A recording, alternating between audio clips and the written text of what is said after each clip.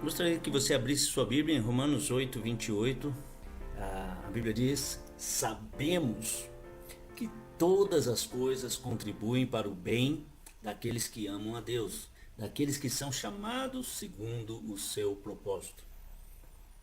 O tema desse pequeno devocional é: Deus está no controle mesmo em meio da tempestade.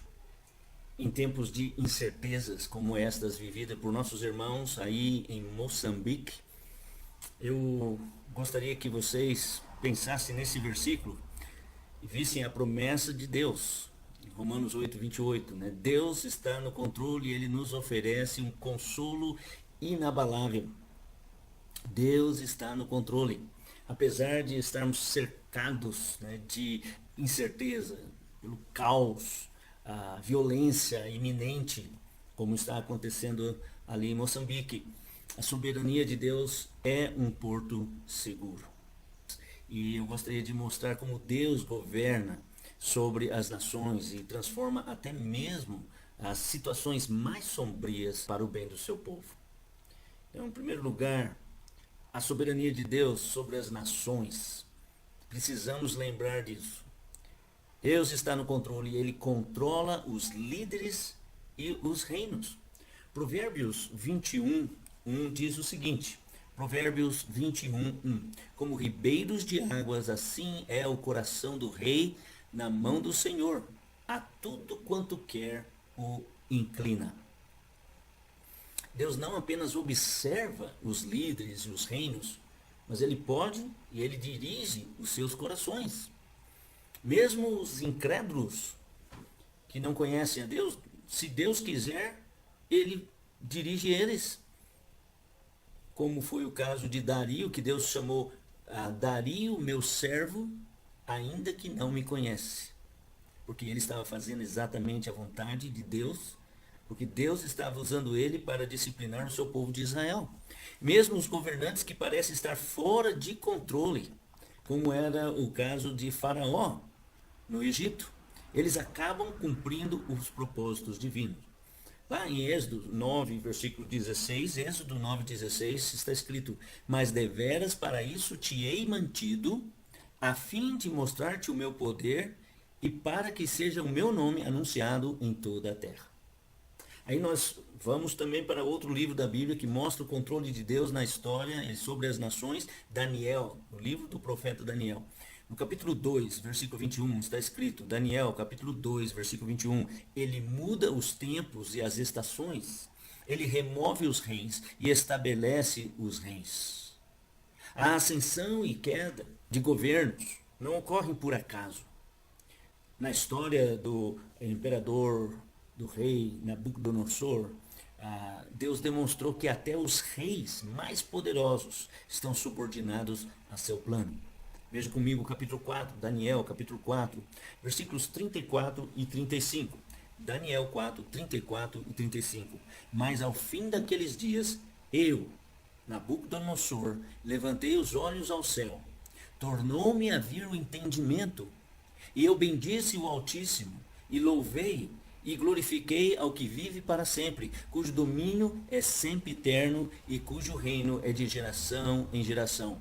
Todos os moradores da terra são por ele reputados em nada, e segundo a sua vontade, ele opera com o exército do céu, e os moradores da terra, não há quem lhe possa deter a mão, nem lhe dizer: que fazes? Observa que Nabucodonosor, ele era até cruel, mas Deus o humilhou ao ponto dele reconhecer a soberania de Deus sobre ele.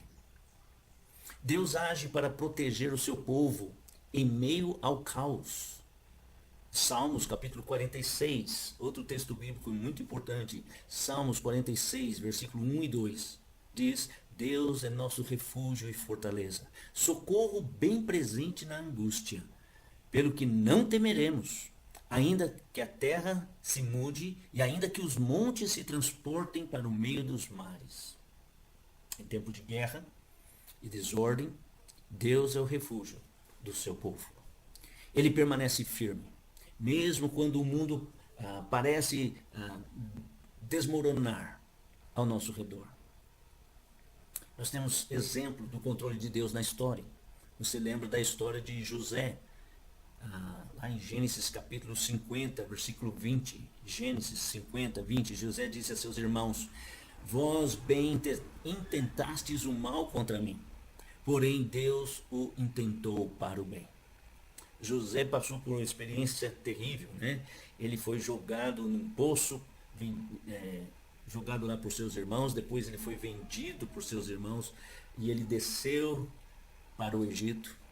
No Egito ele desceu para as masmorras da prisão, sendo falsamente acusado, e finalmente Deus então mudou toda a sua circunstância e ele se tornou o segundo homem mais importante da terra do Egito, apenas abaixo do faraó. Apesar de ter sido vendido como escravo, enfrentando injustiças e encarceramento, Deus usou tudo para preservar então Israel durante uma grande fome que aconteceu naquele país.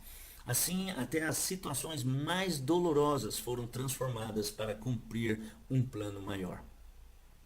Depois nós vemos a libertação do povo de Israel da terra do Egito.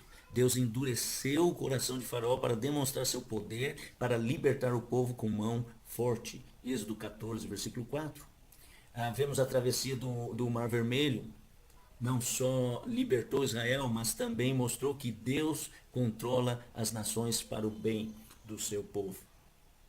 E a história do nosso Senhor Jesus Cristo e a sua crucificação, enquanto algumas pessoas zombavam dele achando que ele estava fraco e que ele não conseguiu realizar o que pretendia. Depois dele ter morrido, ele foi embora, subiu aos céus e eles continuaram zombando. Mas seus discípulos, os apóstolos, eles pregaram, Pedro disse: a este que vos foi entregue pelo determinado conselho e presciência de Deus, prendestes, crucificastes e matastes pelas mãos de injustos.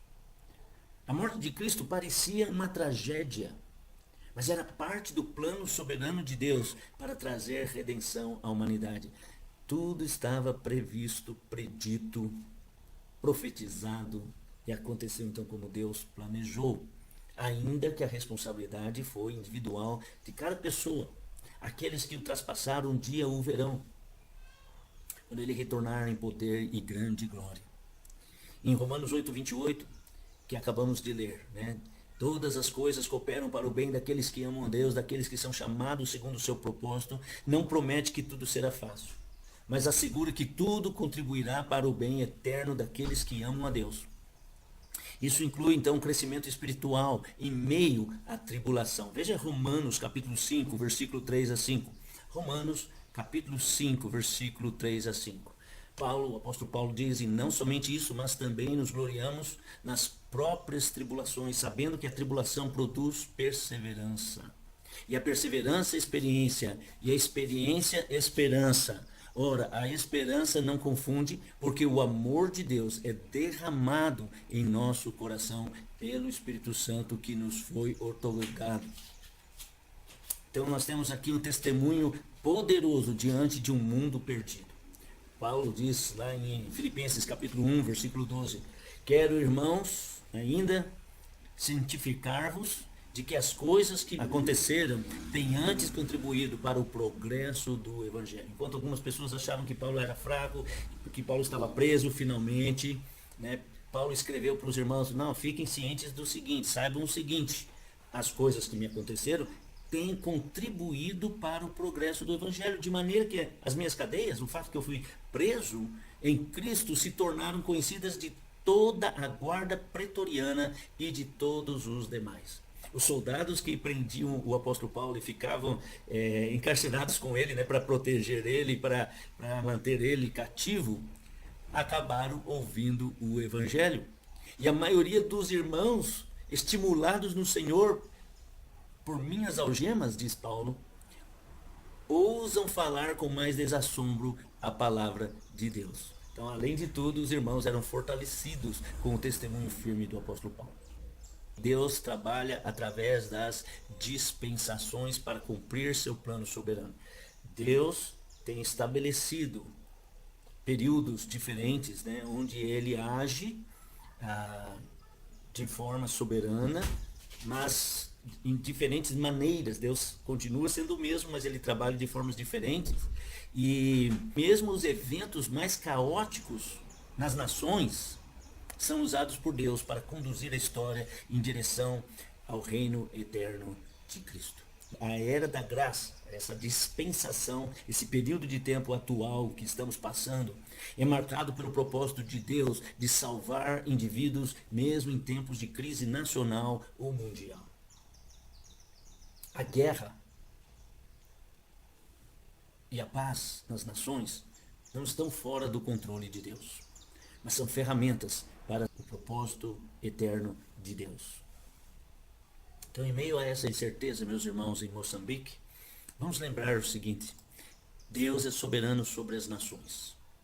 Ele está presente em nossas angústias. Ele transforma até mesmo a dor em algo que cumpre os seus propósitos. Nós aqui no Brasil continuamos orando por vocês. Sabemos que são tempos difíceis. Tenho recebido o relatório do pastor Canudilho e eu sei que vocês estão aí até a margem de uma guerra civil. Não sabemos o que vai acontecer. Estamos em oração, como Paulo disse, orando por todos os homens, até os que estão em eminência na liderança dos países, para que tenhamos tempo mais tranquilos.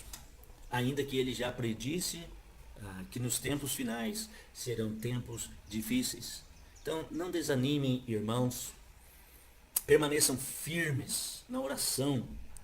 Enquanto estamos orando por vocês, vocês também estejam em oração. Quando os irmãos na igreja primitiva oraram, eles nem oraram pedindo que fossem libertos da perseguição, mas para que tivessem coragem e pudessem pregar a palavra ainda com mais ousadia. Então permaneçam firmes, confiem no Senhor e lembrem-se, Jesus disse: estas coisas vos tenho dito para que tenhais paz em mim. No mundo passais por aflições, mas tende bom ânimo. Eu venci o mundo. Que a paz de Deus, que excede todo o entendimento, né, que vai além, né, da nossa razão, mas aquela paz que só o Senhor Deus pode dar, guarde os corações de vocês, as mentes de vocês em Cristo Jesus. Vamos continuar orando por vocês. E Deus os abençoe.